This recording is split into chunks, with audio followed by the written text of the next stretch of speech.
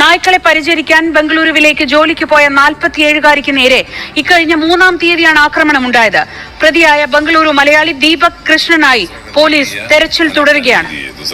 സുഹൃത്തുക്കളെ നമസ്കാരം, പുതിയൊരു വീഡിയോയിലേക്ക് എല്ലാവർക്കും സ്വാഗതം. ദീപക് കൃഷ്ണ എന്ന് പറയുന്ന ബാംഗ്ലൂരിലെ മലയാളിയായ IT ഉദ്യോഗസ്ഥൻ എന്നാണ് പറയുന്നത്.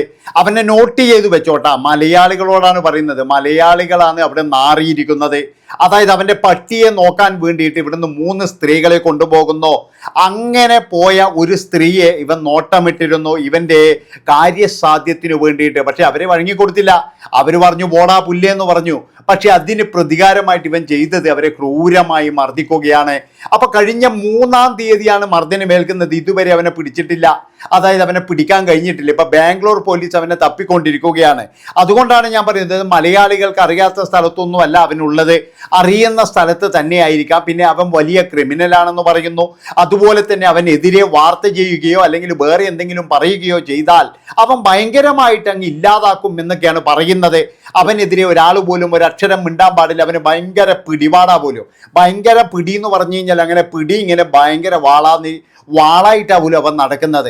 ഏതായാലും ബാംഗ്ലൂരിലെ മലയാളികൾ എല്ലാവരും ഒന്ന് മനസ്സ് വെച്ച് കഴിഞ്ഞാൽ ഇവനെ നാളെ തന്നെ കസ്റ്റഡിയിലെടുക്കാം എന്നാണ് എനിക്ക് പറയാനുള്ളത്.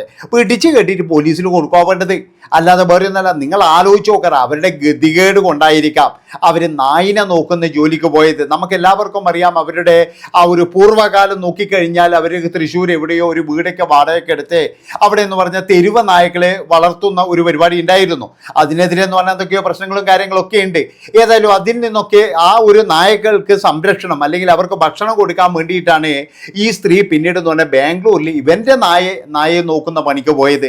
എന്നിട്ടാണ് ഇവൻ ഇങ്ങനെയുള്ള ചെറ്റത്തരം കാണിച്ചത് എന്നുള്ളതാണ്. നിങ്ങൾ ആലോചിച്ച് നോക്ക്, എത്ര ക്രൂരമായ കാര്യമാണ്. അതായത് അവരൊക്കെ ജോലി ചെയ്യാൻ വേണ്ടി പോയവരാണ്. ജോലി ചെയ്യാൻ വേണ്ടി പോയ മലയാളികളോട് അവൻ കാണിച്ച ആ ഒരു ക്രൂരത, അതുകൊണ്ടാണ് പറയുന്നത് അവന് ഒരു കാരണവശാലും മാപ്പ് കൊടുക്കാൻ പാടില്ല. അവനെ പൂട്ടിയേ മതിയാവൂ. ഏതായാലും നമുക്ക് ആ വാർത്ത ഒന്നുകൂടി കേട്ടിട്ട് വരാം. അവളെ കഴുത്തിൽ നല്ല കൊടുത്തിട്ടുണ്ട്. കഴുത്തിൽ നല്ല കൊടുത്ത് അവള് ആംബുലൻസ് എടുത്തിട്ട് പോയിട്ടുണ്ട്. അവള് ചത്ത് കഴിഞ്ഞാൽ നമുക്ക് നോക്കാം. മനസ്സിലായ?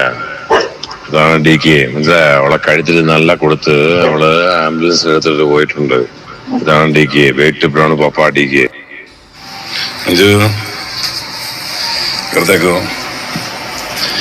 ये सब मैं अकेला किया ना भाई.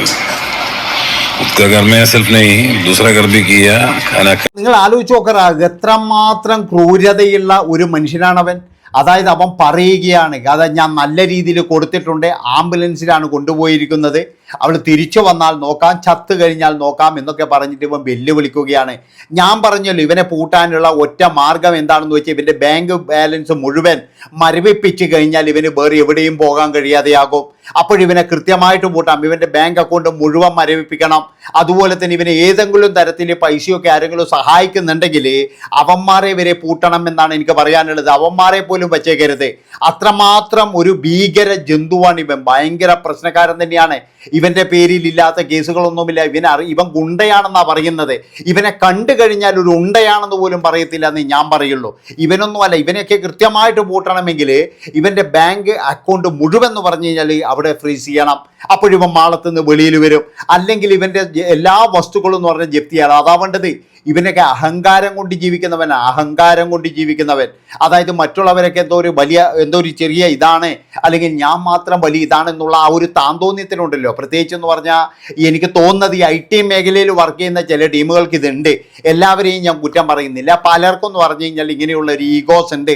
നമ്മളെന്തോ വലിയ കൊണാൻഡറാണ് എന്നുള്ളൊരു ഈഗോസ്. അതുകൊണ്ടാണ് ഞാൻ പറയുന്നത്, ഇവനെ മലയാളികൾ വിചാരിച്ചു കഴിഞ്ഞാൽ ഇവനെ നാളെ തന്നെ അകത്താക്കാൻ കഴിയും. അതുകൊണ്ട് ഓരോ മലയാളികളും നോക്കി വെച്ചോ, ഇവൻ ഭയങ്കരമായിട്ട് ഭീഷണിപ്പെടുത്തുന്നവനാ പോലും.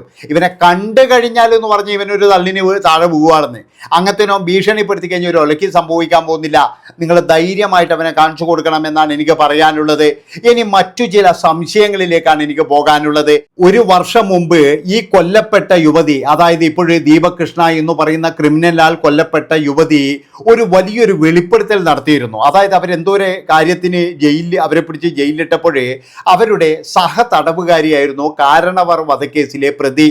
അവർക്ക് അവിടെ വഴിവിട്ട സഹായങ്ങൾ ലഭിച്ചുവെന്നോ അതുപോലെ തന്നെ അവർ ഒരുപാട് പൈസ എവിടെ ചെലവ് ചെയ്യുന്നുണ്ട്, പിന്നെ എന്ന് പറഞ്ഞാൽ അവർക്ക് പുറത്തുനിന്നുള്ള ഫുഡിന് അലൗഡ് ഉണ്ട്, നല്ല മെത്തയാണ് അവർക്ക് കൊടുത്തിരിക്കുന്നത്, അതായത് രാജകീയ സുഖത്തിലാണ് ആ യുവതി അവിടെ കഴിയുന്നത് എന്നുള്ള ഒരു വെളിപ്പെടുത്തൽ. അങ്ങനെ ആ വെളിപ്പെടുത്തലിൻ്റെ അടിസ്ഥാനത്തിൽ ഇന്ന് നോക്കിക്കഴിഞ്ഞാൽ ഇന്ന് അവരുടെ ജീവൻ പോയിരിക്കുകയാണ്. അതുകൊണ്ടാണ് ഞാൻ പറയുന്നത് ഇതിൻ്റെ പുറകിൽ ചിലപ്പോഴേ ഈ ദീപക് കൃഷ്ണ എന്ന് പറയുന്നയാൾ വേറെയും പ്രതികൾ ഉണ്ടാകാം. കാരണം ഇയാൾ ഏറ്റെടുത്ത ഒരു കൊട്ടേഷൻ ആയിരിക്കാം ഇത്. കൃത്യമായിട്ടൊരു അന്വേഷണം നടത്തണം. കാരണം എന്താണെന്ന് വെച്ച് കഴിഞ്ഞാൽ ഇവൻ്റെ നായിനെ നോക്കാൻ വിളിക്കുന്നത്, അത് കഴിഞ്ഞിട്ട് ഇവൻ പെരുമാറുന്നത്, അത് കഴിഞ്ഞിട്ടെന്ന് പറഞ്ഞു കഴിഞ്ഞാൽ അവരെ ക്രൂരമായി മർദ്ദിക്കുന്നത്, ഇതൊക്കെ ഒത്തു നോക്കിക്കഴിഞ്ഞാൽ ഇതൊരു കൊട്ടേഷൻ ആണോ എന്നുള്ള ഒരു സംശയമുണ്ട്. സംശയിക്കാതെ തരമില്ല. കാരണം എന്താണെന്ന് വെച്ചാൽ വലിയൊരു വെളിപ്പെടുത്തലാണ് നടത്തിയത്. ആ വെളിപ്പെടുത്തലിൻ്റെ അടിസ്ഥാനത്തിൽ എന്ന് പറഞ്ഞാൽ ഒരുപാട് പേര് നാണം കെട്ടുപോയിട്ടുണ്ട്. അതുപോലെ തന്നെ എന്ന് പറഞ്ഞാൽ ഒരുപാട് ചോദ്യങ്ങൾ വന്നിട്ടുണ്ട്. അതിൻ്റെ ഒരു പ്രതികാരമാണോ ഈ ഒരു സംഭവം, അല്ലെങ്കിൽ അതിനു വേണ്ടിയിട്ട് കാത്തു നിൽക്കുന്നതാണോ? ഏതായാലും ഈ കൊല്ലപ്പെട്ട യുവതി ഒരു വലിയ വിവാദം, ഒരു വലിയ കാര്യങ്ങൾ വെളിപ്പെടുത്തിയിട്ടുണ്ടായിരുന്നു. അത് വിവാദമായിട്ടും ഉണ്ടായിരുന്നു. അതുകൊണ്ടാണ് ഞാൻ പറയുന്നത് ഇത് ചിലപ്പോൾ അവരെ എന്ന് പറഞ്ഞു കഴിഞ്ഞാൽ കരുതുകൂട്ടി ചെയ്തതായിരിക്കാം. ഏതായാലും അവരന്ന് പറഞ്ഞ ചില വാക്കുകൾ നമുക്കൊന്ന് കേട്ടിട്ട് വരെ. ഞാനൊരു കേസിൽ വിയൂര് വനിതാ ജയിലിൽ കിടന്നിരുന്നത്. അപ്പോൾ വിയൂരിൽ നിന്ന് കാണാൻ കുറച്ച് പ്രശ്നങ്ങളൊക്കെ ഉണ്ടായിട്ട് അവിടെ മനുഷ്യാവകാശ കമ്മീഷൻ അറിയിച്ചുകൊണ്ട് ഞാൻ അട്ടക്കുളങ്ങര വനിതാ ജയിലിലേക്ക് ട്രാൻസ്ഫർ ആവശ്യപ്പെട്ടിട്ട് അട്ടക്കുളങ്ങര വനിതാ ജയിലായിരുന്നു 2013 അപ്പോൾ അവിടെ ചെന്ന സമയത്ത് കാരനവർ വധക്കേസ് ഉണ്ടായിരുന്നു. ഞാൻ എൻ്റെ തൊട്ടടുത്ത സെല്ലായിരുന്നു കഴിഞ്ഞിരുന്നത്. അപ്പോൾ മറ്റുള്ള തടവുകാരെ പോലെ അവർക്ക് ഊരിൽ നിന്നിട്ട് ഭക്ഷണമൊന്നും വാങ്ങിയിരുന്നില്ല. അവർക്ക് 3 നേരവും അവർക്ക് ഉള്ള ഭക്ഷണം അവിടുത്തെ ജയിൽ സ്റ്റാഫുകൾ അവർ പറയുന്ന ഭക്ഷണം അവർക്ക് പുറമെ നിന്ന് വാങ്ങി കൊടുക്കാറാണ് പതിവ്. പിന്നെ അത് മാത്രമല്ല അവർ സ്വന്തമായിട്ട് അവരുടെ കയ്യിൽ മൊബൈൽ ഫോൺ ഉണ്ടായിരുന്നു. പിന്നെ ജയിലിൽ മറ്റ് ശിക്ഷാപ്രതികൾക്കുള്ള ഡ്രസ്സൊന്നല്ല അവർ ധരിച്ചിരുന്നത്, വെള്ള ഡ്രസ്സ് തന്നെയാണ് ധരിച്ചിരുന്നത്. അവർക്ക് ആവശ്യമുള്ള ഡ്രസ്സുകൾ പുറമെ നിന്ന് തയ്പ്പിച്ച് കൊണ്ടുവന്നിട്ടാണ് അവർ അവിടെ ഉപയോഗിച്ചിരുന്നത്. പിന്നെ അതുകൂടാതെ ജയിലിൽ കോസ്മെറ്റിക് ഐറ്റംസുകൾ, പിന്നെ നമ്മുടെ അപ്പോൾ അവർക്ക് ലഭിച്ച സഹായങ്ങളെ പറ്റിയിട്ട് യുവതി കൃത്യമായിട്ട് തുറന്നു പറഞ്ഞിട്ടുണ്ട്. അവരെ ആരൊക്കെയാണ് സഹായിക്കുന്നത് എന്ന് തുറന്നു പറഞ്ഞിട്ടുണ്ട്. അവരുടെയൊക്കെ ഉദ്ദേശം എന്താണെന്ന് കൃത്യമായിട്ട് തുറന്നു പറഞ്ഞിട്ടുണ്ട്. അന്നൊരുപാട് വിവാദമായ അല്ലെങ്കിൽ തന്നെ ജനങ്ങളെല്ലാവരും ഞെട്ടിപ്പോയ ഒരു കേസ് തന്നെയായിരുന്നു ഇത്. നമുക്കെല്ലാവർക്കും അറിയാം ഈ അടുത്ത കാലത്ത് അവർ മോചിതയായിട്ടുണ്ട്. ആ മോചനത്തിൻ്റെ പുറകിൽ പ്രവർത്തിച്ച കാര്യങ്ങളും അതും ഒരുപാട് വിവാദമായിരിക്കുന്നു.